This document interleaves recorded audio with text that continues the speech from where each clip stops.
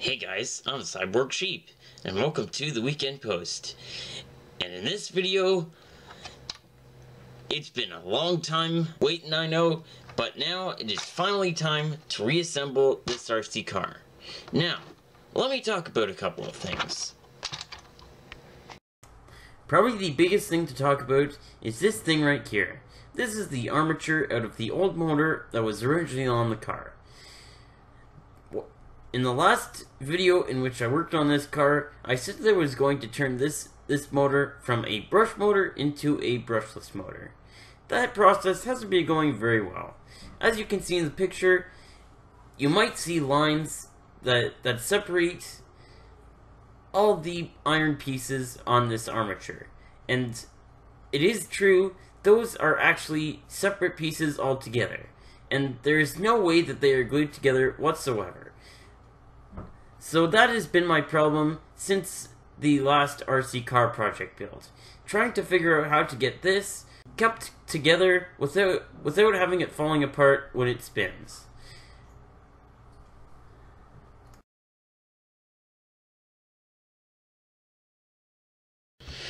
So I went ahead and got this right here. This is a hard drive out of a laptop that I tore down. I don't know if you saw the previous video. I would recommend to watch it, because in that video I take this apart and tell you how to run it. I decided to go with this because I figured it'd be much more easy to just slap it in there, get a belt on it, and life is so much easier.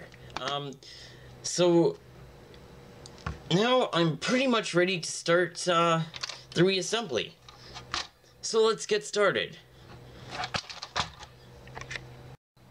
So here what you see is all the parts I need to build up a complete control system for the motor. What I have here is a brushless ESC. This has dual output, but I think it'll do fine with a single output. I have two battery connectors, one battery splitter, so that I can put the two batteries that I'm using in parallel, plus 4 battery sockets. So for the batteries, I went with these Samsung INR 18650 minus 25R. As you can see there, they have a nominal voltage of 3.7 volts, and they have a capacity of 2,500 milliamp hours. With 2 packs of these, or with 2 batteries in parallel, I'll be able to get 5,000 milliamp hours from them. For charging the batteries, I also needed a special charger for them. That is because charging lithium-ion batteries is a little bit more dangerous than you would think, because this chemistry has a higher chance of catching fire than other chemistry types when charging. To prevent catching fire, most chargers will use a constant current, constant voltage method. Basically speaking, it gives the battery constant current and varies the voltage, and then it gives it constant voltage to top it off.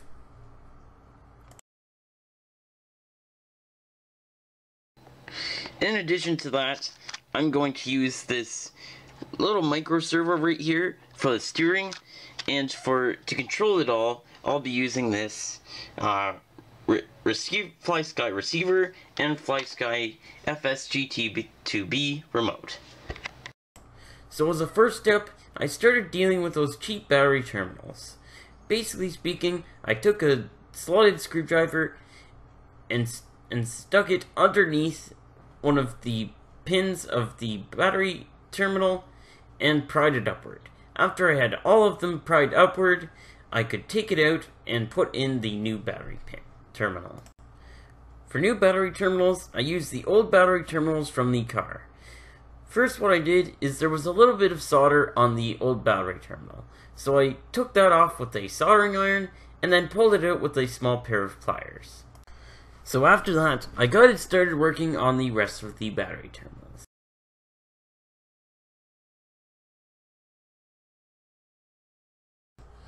After making the modifications to the battery packs, I decided to test one of them.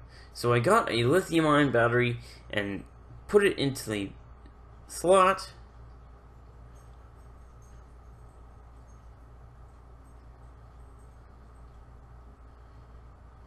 I got my multimeter, I tested across the leads, and I got 3.7 volts. Exactly what I needed. So that's a success. Alright, once you have the battery sockets fully modified, along with a circuit diagram to figure out what connections go where, the rest of this build is fairly self-explanatory. So, let's get started.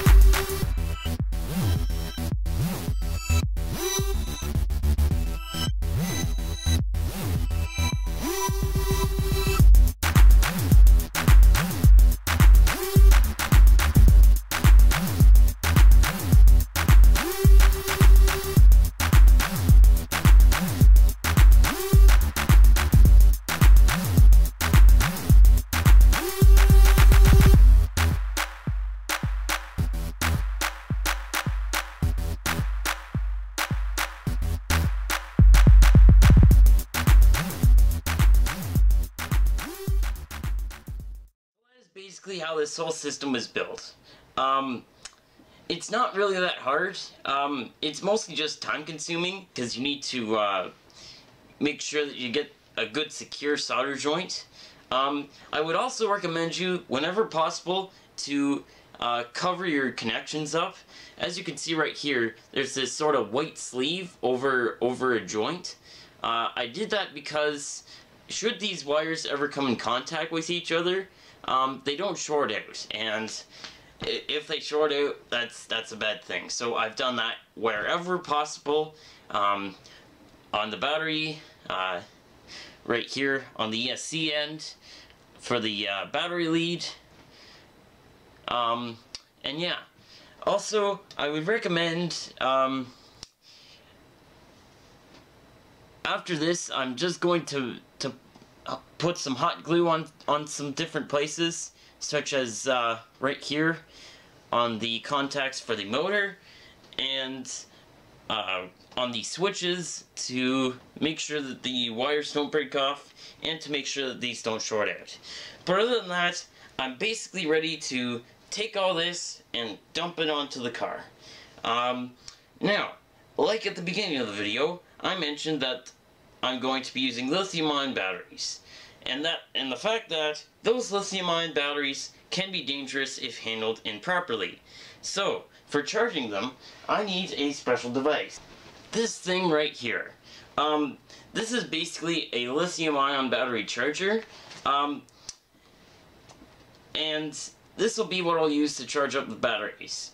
For discharging the batteries, this little circuit right here, this ESC, it has protection features built in, such as overcurrent, under voltage, short circuit.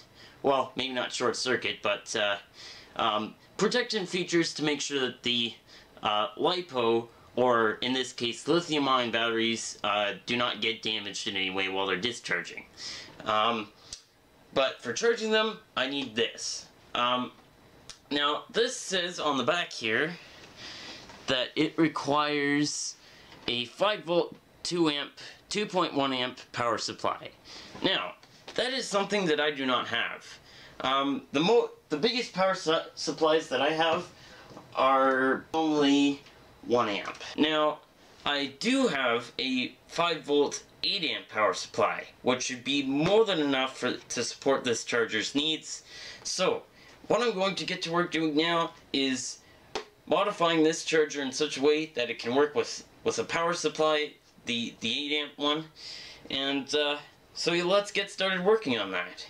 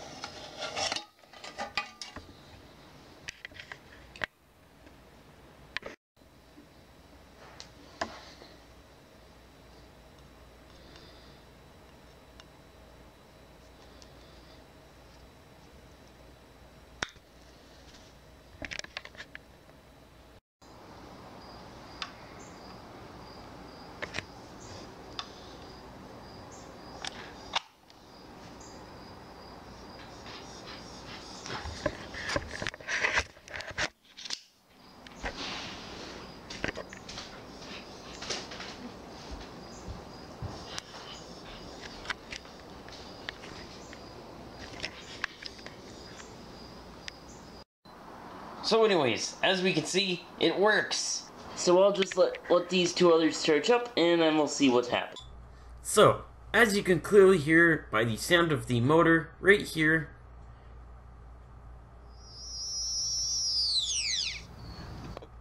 the motor system works without failure. The receiver system is a whole nother story. Alright, that's basically how our system should function. However, we have a small problem. That problem is with these two things right here. What has happened is something in these two things has cropped out.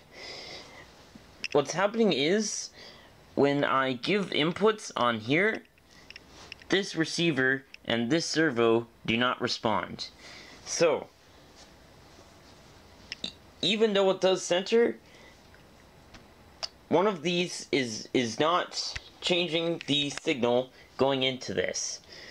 So, it would be easy enough just to replace this and continue on with the build. However, the relatively awkward operation of this motor, as you can probably hear from the previous clip, with the sort of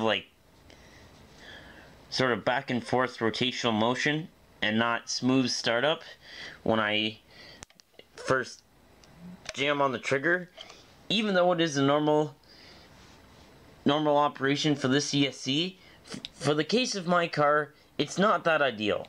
Additionally, this has no reverse, so my car can only drive in one direction, that is forwards and not backwards. So I figured I'm just going to leave it for now. And later on, I'm going to really finish this car. I'll get a proper receiver and transmitter. I'll get a proper ESC that is designed to run a car motor. And then I'll start popping all that stuff onto the car. And then this project should be finished. And it will be awesome. So, I think I'm going to wrap it up right there. Hope you dudes enjoyed. Subscribe for new, and I'll see you dudes in the next episode.